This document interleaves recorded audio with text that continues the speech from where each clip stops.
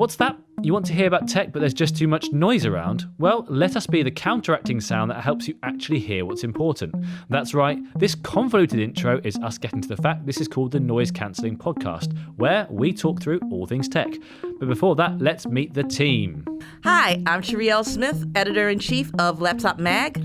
I'm Gareth Beavis, Global Editor-in-Chief of TechRadar. And I'm James Peckham, Phones Editor for TechRadar. So as you can tell, we're not all from the same website. That's going to lead to hopefully some good differences of opinion and the general upshot that TechRadar is arguably the best site ever and everyone else is not so much. Agreed. You're wrong, but that's fine. I still love you.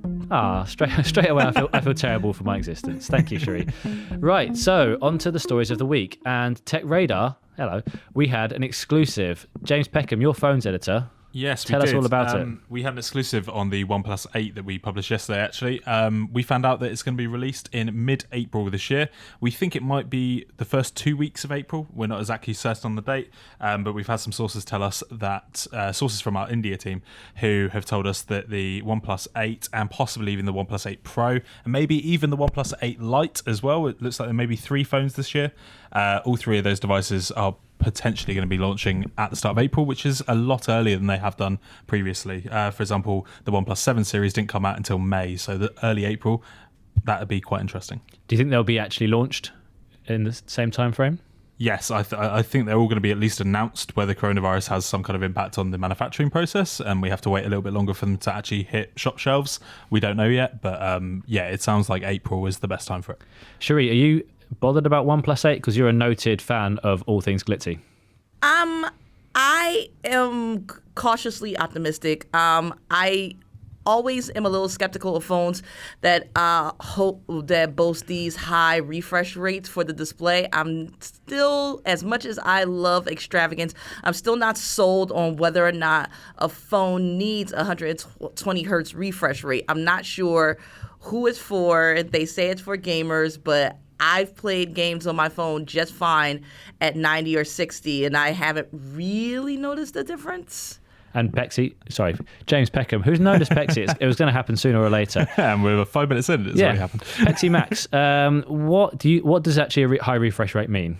So essentially, it's the amount of times that your screen is refreshing. Are you thinking about your name? Is that the problem? Yeah, I immediately got thrown off by the Pexy Max. It's the amount of times that your screen is refreshing. So, for example, if you are scrolling down your Twitter feed, you will get the screen refreshing twice as much if it's 120 hertz compared to the average phone, which is 60 hertz. The OnePlus, most of their devices are 90 hertz or 120 hertz now. They're going between the two. But yeah, so basically, as Sherri says, they're focusing this a lot more on gaming, but it also has an impact on social media feeds, on a variety of different things that you're doing on your phone. I personally, once I've used it, I got quite used to it, and it was something that I found quite hard to go back to when I was using other phones, but I don't think it's something that you should be upgrading your phone specifically for.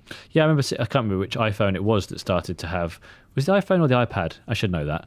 One of those two. Or the iPad, sorry. Yeah, we haven't had an iPhone yet with a better refresh rate. Yeah, exactly. And when you start scrolling down, obviously all you're doing is getting, like, when you touch it and it moves more fluid under your finger, it does feel a bit more premium, but it's not something you ever feel like in normal speak. You've got your normal phone, you've had it for 2 years, you're like, oh, this is just juddery as shit. But yeah, it's the kind of thing that we get used to in our jobs, and it's something that I find genuinely frustrating when I use a phone which is now 60 hertz. Yeah. But the average person probably isn't. If they are going to notice it, they're probably not going to care about it too much. We have gone geeky early. Yeah. Really have it. Refresh rates on phones. I was talking about like cheap phones, but great. I'm glad we managed to jump straight into that. Talking of cheap things, Sherri, how much would you pay for a wheel? Wait, what? Are you calling me cheap? Oh my God. How did you jump to that? Because you're like, speaking of cheap things, Sherri. Oh, Jesus. No, how much would you? I said, how much would you pay for a wheel? What's a wheel?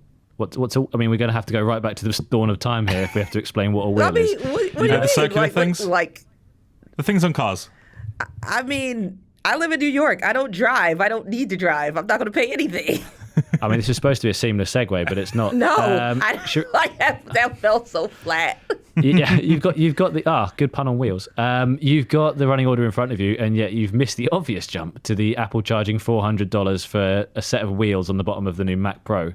Oh, no. With one obvious flaw. No, I saw that. I just kind of wanted to ignore that. Like, no one wants that. Well, the fact is that there are already lots of costs involved in this. Like, you can buy the monitor for $5,000 without a stand. That's an extra $1,000, sorry. And then if you want to put the new Mac Pro on wheels, it costs you another $400. But guess what? It'll just roll away because there's no locks on those $400 wheels. Are you joking? No, it's true. Oh my God, that's... I like, again, I saw this in the running order. I just wanted to ignore it. It's just too much. Like, you're already asking for an arm, a leg, a soul, a firstborn babe, and now you want $400 so I can potentially roll this behemoth around my office. Get out of here. Yeah, but not me personally. I mean, I'm not selling the wheels. If I did, I'd probably do half the price and make a killing. But one could speculate that so much. $400. That's $100 a wheel, I guess. I guess we have 4 wheels. Is it per wheel? Yeah, very quick maths, yeah. How much would you pay for a wheel, Pexy? Not $100. Well, how much would you pay for the Samsung Galaxy S20? Ooh, great segue. Shh, no one's supposed to notice. How much would I pay? About $800. I think that's the kind of price for the S20. I should probably know that off the top of my head. Are we talking about the S20's slow sales? Yeah, I mean, I don't know how you spotted that, but yes. Yeah, so a report this week has said that the S20 is off to a very slow start. It looks like I think it's around 40% less. 40 or 50, yeah. Yeah, and then the S10, so last year, and that's quite a damning... But I mean, there really? are mitigating factors. Obviously, coronavirus again, the topic of the week, of the month, of the year, possibly, is having an effect on how many phones can actually be made. The people's desire to buy new things at the moment. There is a mitigating factor there. But as John McCann, our ex-phones editor and now deputy editor, said, there's just less of interest in Galaxy S20 this year. I don't think it's necessarily indictment against, it's a rubbish phone, because we've tried the S20 Ultras, you have specifically, and it's a good phone in many respects. But I think it's the top gear. So you have a TikTok, so like big phone, less interesting phone, big phone, less interesting. And we're just in the top gear right now. And it's also a very expensive phone as well. The whole S20 series is now, there isn't a cheap version this year. So the S10e was part of the line last year. I think that's putting a lot of people off, because an S20 Ultra in the UK is costing you around £1,200. I think in the US it's about $1,400, and that's a lot of money for not a foldable phone. But it's not cheap, so therefore we know who's buying one. Hush. I am trying to hold out for the Note. You see, you're a big Note fan. I am. You love a stick. I use that stick a lot in my work. Like when I'm doing interviews and stuff like that, it allows me to jot down notes, look professional, and keep eye contact with the actual subject. So Wait. So you're trying to write on a note screen with the stylus while not looking? I'm pretty good at it. I've been a Note fan since the Note came out, so I am very, very invested into that ecosystem. Okay, but I mean, Pexy, do you feel like the S20 Ultra is going to catch up, or is it just a bit? The S20 Ultra. Well, I mean the S20 range. Yeah, we have not tried out the S20 or the S20 Plus for an extensive amount of time yet. We hope to get those review units in soon. We tried them for a few hours, but not for a few days. That's what the review process we want to do. The S20 Ultra is incredible. I've been using it for over a week now. The camera technology is amazing. There's a few different camera problems at the moment that we need an update from Samsung essentially to be able to publish our full review. I've not actually had many of the issues myself. Some other people have said there's been a lot of like smoothing issues, and it seems to be a load of different little things. This is a bigger talking point really, that Samsung is giving us review units before they've actually finished the software, and that's kind of a problem, because we want to be able to review a phone straight away as soon as we got it. But this is something that's needing to be fixed, according to Samsung anyway, before it's actually on sale on the market. But also these phones come out on Friday this week, so when this episode goes out, that'll be when they're on sale in the US. So Samsung is sending out incomplete software. Are they becoming the new games now? Is it smartphone DLC? Yeah, perhaps. Yeah, I guess it will be an update that you get to your phone day one if you're going to buy the phone day one in the US. But this is something that really you want to be sorted before we get our hands on these devices, really. True, but at the same time, it's a good example, DLC. Things aren't ready in beta right now, but it's almost going to be weird that phones will take that kind of downloadable content beta version, and then games themselves in the future won't have that same problem, because we're going to be looking at cloud gaming supposedly when that comes along. Yeah, things like GeForce Now, Sherri, right?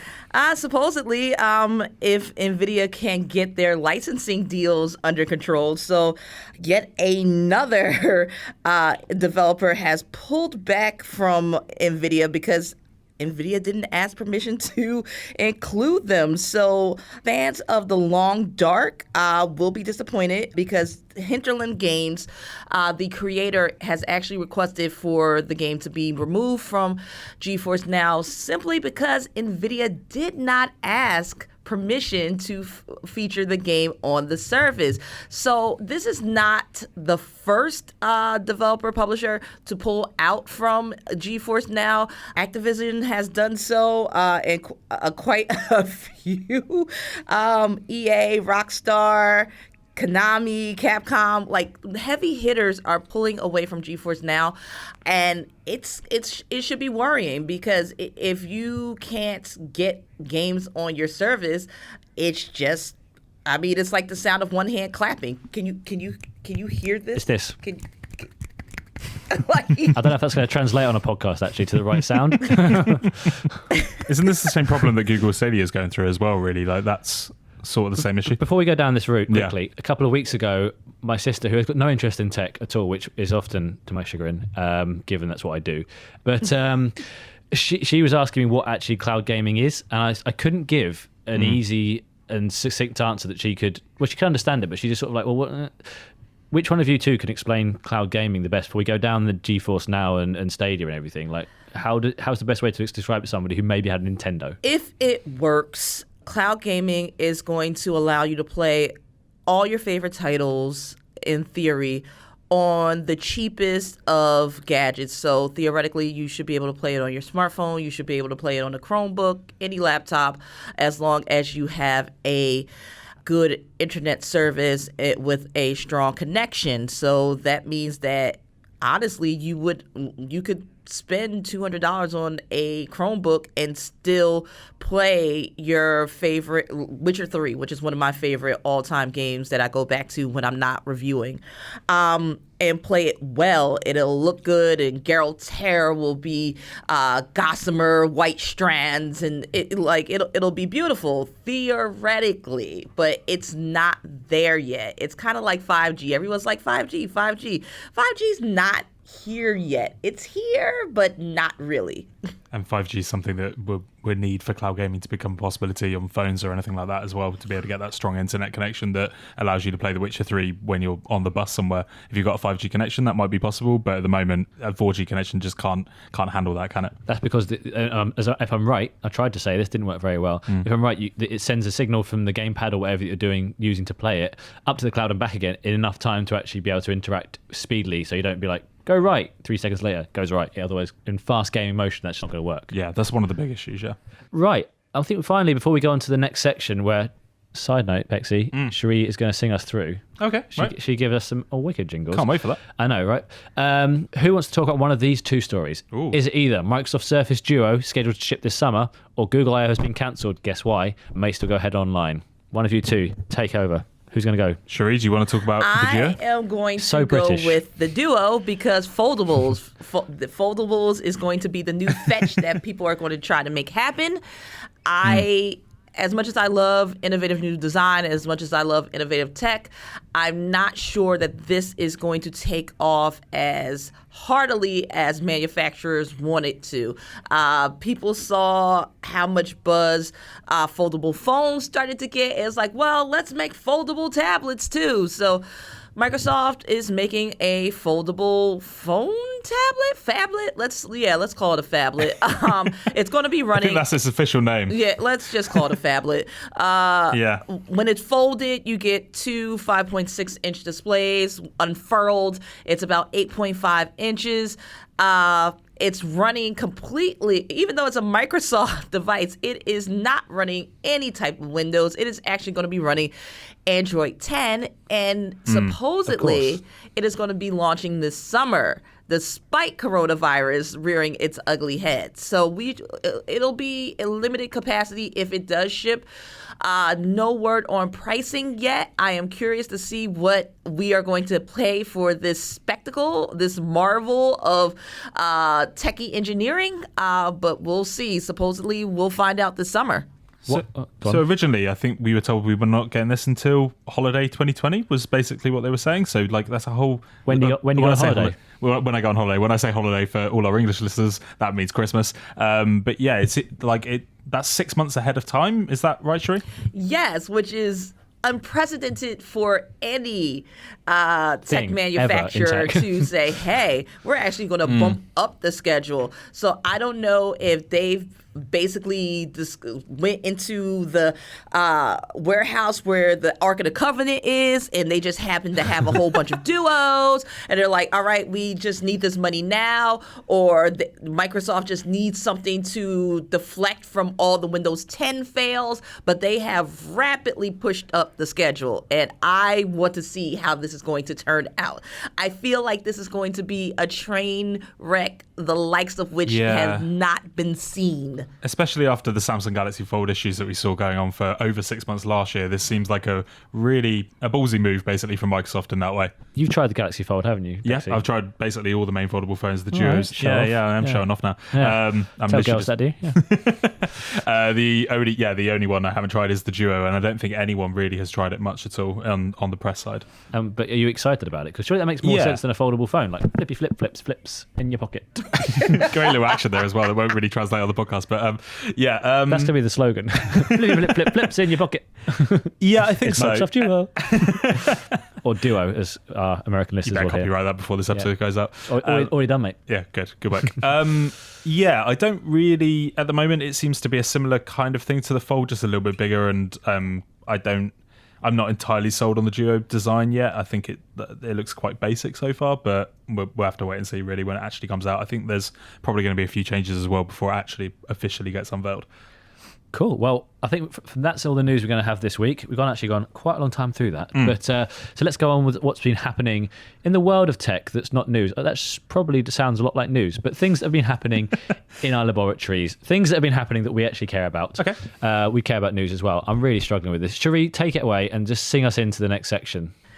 It's reviews time. Love it.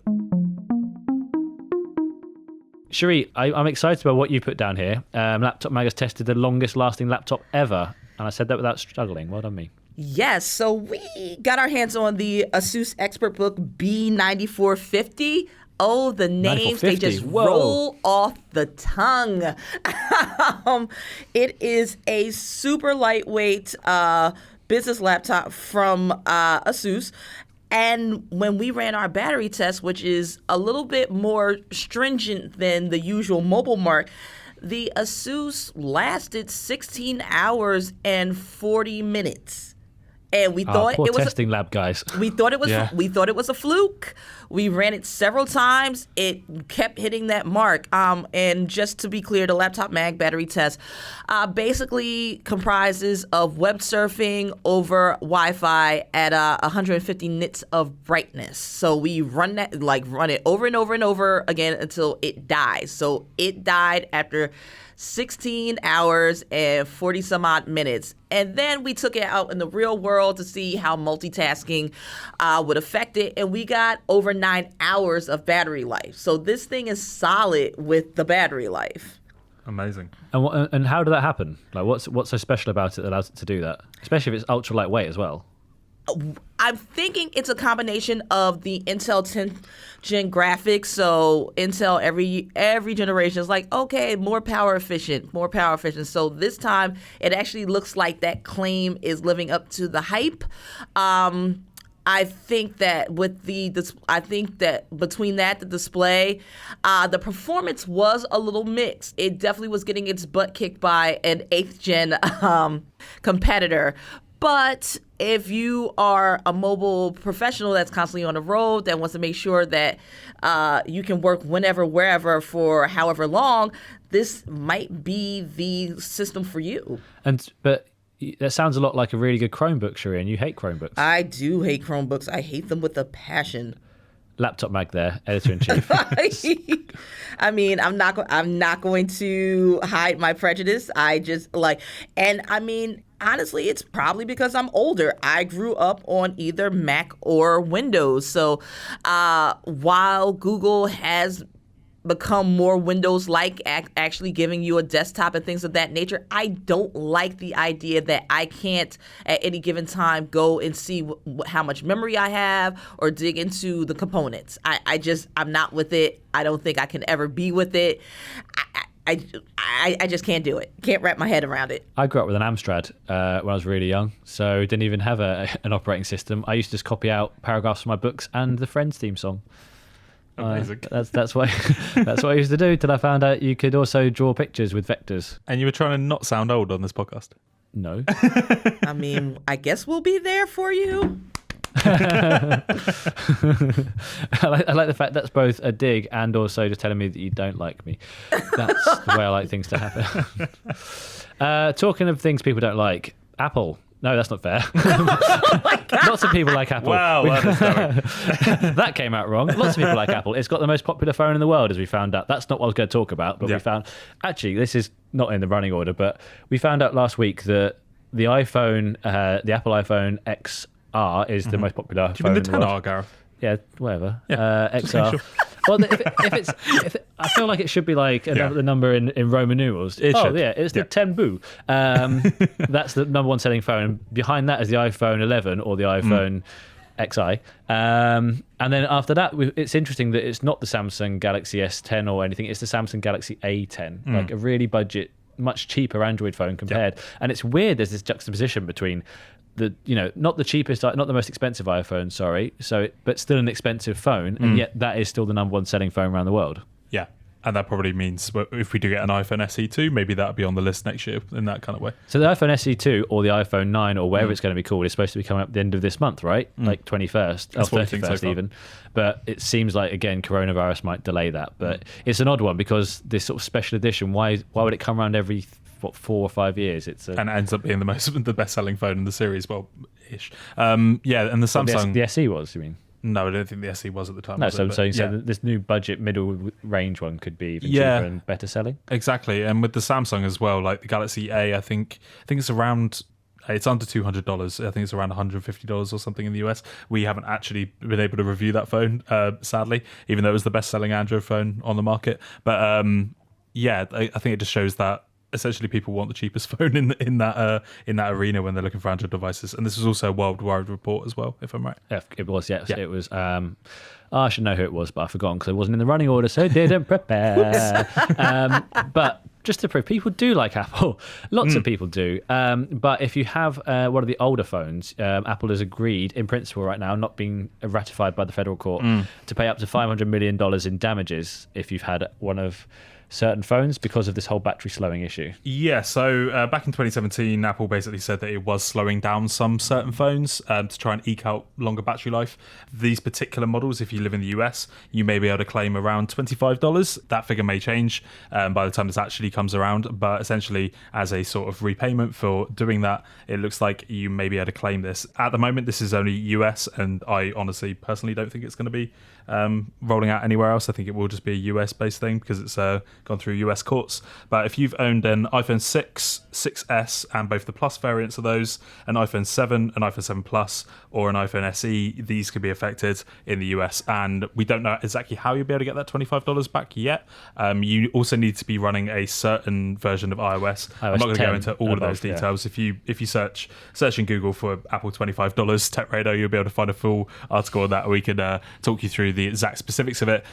So we won't talk you through it. It's not like you can phone us up and go, right, I've got that in front of me, James. Just run me through the basics. I put your phone number in the story, so you're going to get a few calls after this podcast goes out. For a good time, call Gareth Beavis. He'll be there for you. You'll get $25 back for speaking to him.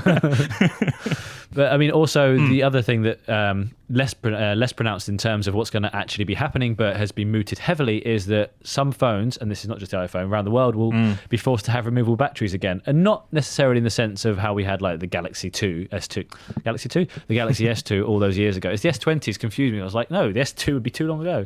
No, the Galaxy S2 that, you know, for instance, had a pop-off back that made of plastic, and you could pull the battery out and put a bigger one in. But manufacturers are going to have to make sure their batteries are more easily removable if the EU proposals that are rumoured to be coming do come to fruition. Sherri, have you ever removed a phone battery, or do you just buy a new phone because it's run out of battery?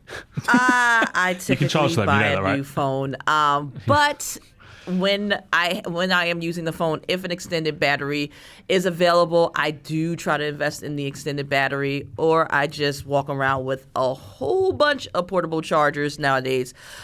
My colleague Avram Pilch is a huge fan of removable batteries, and I get why. Like, batteries, after a while, they get old, they can't hold their charge as well. It'd be nice if you like your phone to be able to just swap out the battery and go on about your business like nothing ever happened.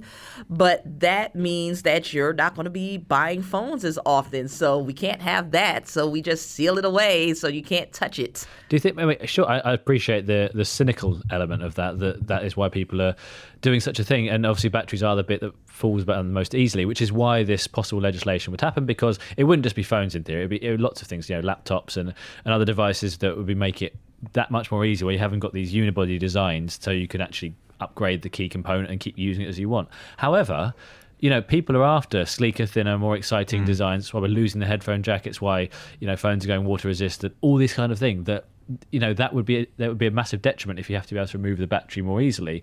And design is one of the key things that differentiates, but it depends how much people are really bothered about being able to hold onto their phone for longer and thus be more environmentally friendly. Yeah, I think, kind of sadly, I think people are more interested in having that sleeker device really than actually being able to do this. She's like, yeah. Yeah, and it will definitely affect the design of these. Like, we look back on the last few big Android phones that allowed you to remove the battery. So that was I think maybe the S5 allowed you to do that. We had the removable back. The S6 didn't, yeah. Yeah, and that was not a nice design. And the S6 design was much better straight away afterwards. The S5 was like a band-aid for the American users on the back. It had that weird mottled design. What a strange... It was the first waterproof phone from Samsung. Yeah. Took a picture in a muddy puddle. I was like, look at me, I'm so artistic. This is crazy. And now we would not let you publish that. On that note, Sherri, take us through to unpopular opinions. Unpopular opinions, time to let that hate unfurl. What don't you like this week? Let us all know. Pexy, can you do a better version? No. The answer is no. Please try. That is not happening. I'm going to try every week to get our guest to try and out-sing Sherri and see if someone finally goes and just, it's like a ballad. I'm going to tell you after this podcast who I reckon will try. I can also guess. Keep listening for the future, because you'll work it out for yourself, guys. It will happen. Because in a previous version where we were doing some rehearsals and trying out different podcast technology, this person said, no, but I actually am a really good singer, and that's committed to digital recording. So just to tell a visible audience that, no, I'm really good. So you can look forward to that. So one of the stories this week that we published was about a patent that Apple has purportedly filed about VR/AR headsets, so virtual reality, augmented reality headsets. We've been thinking the Apple Eyeglass, in inverted commas, is going to be coming for a while. It makes a lot of sense to have, you know, put your screen in front of your eyes. You know, these glasses could then look at the world and give you information that you wanted, like how fast is that sprinter running in the race, what's he won by, what information does that sign tell me more than just the words on it, etc. All sounds very exciting and very confusing to have to live that life. But we'll get there one day. But the problem is, if we have those things, they'll be quite uncomfortable. We've all used virtual reality headsets. You have too, Sherri, right? Absolutely. They are clunky as shit, yeah. And often quite painful to use and for a long time. So one of the patents that Apple's gone for here is motors on the middle of your nose that could just go, okay, I can see where your eyes are, I can see where your nose is. Let's just try and zoom in with little tiny motors. That makes a lot of sense. Yeah, exactly. Yeah. And then they'll just sit nicely on your head. So you're essentially going to have motorized glasses on here. Is this going to be an AR glasses thing that we've been hearing from Apple for a while, or is this going to be VR related? I mean, I assume it's going to be AR. Yeah, it's a AR. patent. Yeah, so if you look at the patent, it's wide ranging around these glasses. But as an idea, you feel like, well, it could fit anything. You know, while Apple might have the patent, there will be versions of it that anyone could have. But, you know, like the Back to the Future, the self-tying shoes, It'd be really cool if you had like a self-calibrating headset, except it just scares me that it'll kill me and crush my head. Yeah. What if it like bites my nose off? All right. That could happen, right? I wasn't going to take it there. I mean, it's an unpopular opinion. Because it's hard for me to hate on AR and VR. It's one of my, I am very passionate about the field. I think that it's not moving as quickly as people would like it to move. One in every house of VR headset at every pot, a AR pair of glasses here, there, and everywhere. What I am trying to say is that it's coming. It's just not coming as fast as people would like. I think that in the year 2020, when we thought about 2020, we really did think that we were going to have flying cars and hovercraft and self-tying shoes and all of that stuff. And near future isn't nearly as exciting as we imagine it in the movies. While it's a viable technology, what I'm finding with VR and AR is that it's getting most of its pickup in the enterprise segments. Yeah. Of the world. Mainstream, not so much. Outside of gaming, there needs to be a use case for it outside of gaming, because although gaming is a vibrant and thriving market, the entryway, the gate to get into VR is often expensive and room restrictive. I mean, I'm going further in terms of I'm really upset, and I'm always saying I hate VR now, and this is someone who loves it, which I don't know how to really juxtapose those two. But in 2015 or thereabouts, half a decade ago, I used HTC Vive for the first time, and it was genuinely amazing. I remember that day. Being able to walk around, look at a whale in its eye, play a game where you could shoot robot pirates from the future on a platform, and if they shoot at you, you ducked or you rolled and it got out of the way. That was just literally game changing, and it was incredible. And I've made excuses for VR. I've saying it's going to enterprise first, because then that's where the big bucks are going to be spent. It's going to get developed, and then it'll come to consumer. And then every year I see the new demo and I try something out, and it's cool. And you can do a demo where I did one last year where you could stand up in front of a room of people and practice public speaking, and it would show where your eye is gazing and all this kind of stuff. And yes, all the bits are there. So tracking your eyes so it doesn't feel so motion sicky. The headsets themselves are getting tether free. But the problem is you've still got these really clunky, really large headsets that are uncomfortable to wear compared to what we thought it was going to be. 5 years later, they'll be sleek, close to your face, basically Ready Player One style things. And it's just not here yet. And I know there's no one to blame necessarily, because the public has not got the same level of interest. But ultimately, I feel like it should be here right now, because it's just genuinely awesome and game changing. Well, HTC did announce those, did show off those the photons, I think they are, those sexy pink glasses. So I'm kind of excited about those. I want to see how they're going to go. Because if they can get that right, that could be the first true XR type of deal that could be consumer based. But knowing HTC, they're probably going to go after the enterprise section, because that is where all the money is, unfortunately. VR needs to get cheaper. It needs to the Oculus is doing a great thing keeping it at $399, but they need to find a way to make it even lower. They need to get into that $299 market where PSVR is. Yeah. But then even imagine a PSVR that was, say, $150. That would be even game changing in itself as well. Absolutely. Yeah. Right, so we're nearly out of time, but I want to say thank you to you, James, for being on this podcast, the inaugural podcast for noise cancelling, and Sherri, to you as well. I feel like your singing's actually got even better every week, and now I feel like I never can stand up and be there if you're not here. So thanks for that. So let's talk about how you can get in contact with the different brands. First of all, TechRadar. Go to techradar.com. for all your gadgetry needs. Easy. If we're going to talk about socials, it's really easy. It's at TechRadar on Instagram, Facebook, Twitter, not TikTok because we don't understand it yet. And if you want to email us, please do so. We haven't got an email address yet though, so you can't. I just realised that I was supposed to set up a podcast email address. Haven't done it. So you can't email us yet. In the next episode, maybe? Yeah, exactly. Pexy, give us your Twitter handle. My Twitter handle is JamesRWP. That's boring. Yeah. Sherri, have you got a better one? My Twitter handle is SmithSmith11. Sherri, if you're nasty. That's really long. If you want to you're nasty. You know you are. You love it. We'll talk about it offline. If you want to know the latest in laptop news, and not just laptop news, headphones, anything that connects to a laptop, come to Laptop Mag. We are in the process of wrapping up Tech Support Showdown, our annual special reports, where we go undercover and test out every vendor's customer support to see where they stand up, if they live up to the hype, and if you're buying this $1,000 machine, are you going to get good service if it breaks down? So stay tuned for that. Well, and I've been Gareth Beavis, Super Beav on Twitter, because I'm well cool. And like I said, if you want to get in contact, please try and find a way, because we want to hear from you. If you like the podcast, tell us. If you didn't like it, please don't tell us, because we're very thin-skinned. And yeah, this has been the Noise Cancelling Podcast, which is, I'm going to read out to you now, somewhere that you can get on Apple Podcasts, Spotify, or wherever you get your podcasts. To make sure you don't miss out on episodes, please subscribe to us. And obviously don't forget to head over to techradar.com, Laptop Mag, and also Tom's Guide. We haven't mentioned them yet today, but if you want to read more, go there. And Noise Cancelling is part of the Audio Boom Originals Network. So say goodbye, Pexy. Goodbye.